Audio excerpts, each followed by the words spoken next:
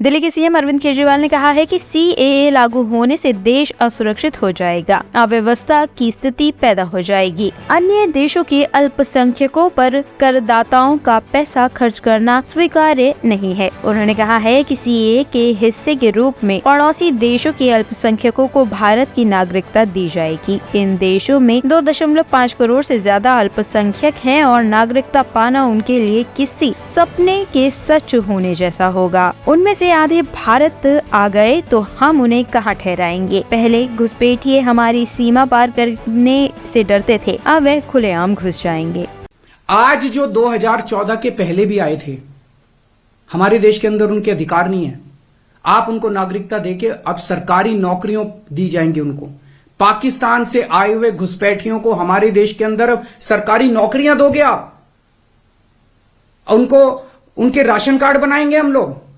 आज दिल्ली के अंदर 72 लाख लोगों के राशन कार्ड हैं, वो कम पड़ते हैं। हम बार बार केंद्र सरकार को लिखते हैं, भाई हमारे दिल्ली के अंदर गरीब ज्यादा है, राशन कार्ड बढ़ाने की इजाजत दो। उनके राशन कार्ड बढ़ाने की इजाजत नहीं देते और पाकिस्तान से लाके उनके राशन कार्ड बनाओगे आप, पाकिस्तान और बांग्लादेश के लोगों का। ये तो सही नहीं है। हमारे देश के लोगों के अधिकार मार के आप उनके लोगों को अधिकार दे रहे हो। सरकारी पैसा हमारा पैसा है।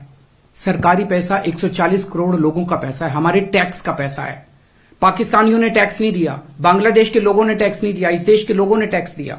इस देश के लोगों के टैक्स का पैसा आप पाकिस्तान और बांग्लादेश के लोगों को यहां लाके उनको बसाने में खर्च करना चाहते हो। यह मंजूर नहीं है इस देश के लोगों को। कृपया इसको, मैं पूरी विनम्रता के साथ बोल रहा हूं कि कृपया इसको समझने की कोशिश कीजिए। अगर आपको लाना ही है बाहर से लोगों को, हमारे देश में पिछले 10 साल में 11 लाख उद्योगपति और व्यापारी भारत छोड़ के चले गए। केंद्र सरकार की, भाजपा सरकार की नीतियों की वजह से, उनके अत्याचार की वजह से। अगर लाना है तो इनको वापस लेके आइए। ये हमारे ही देश के लोग हैं, ये भी भारत के लोग हैं।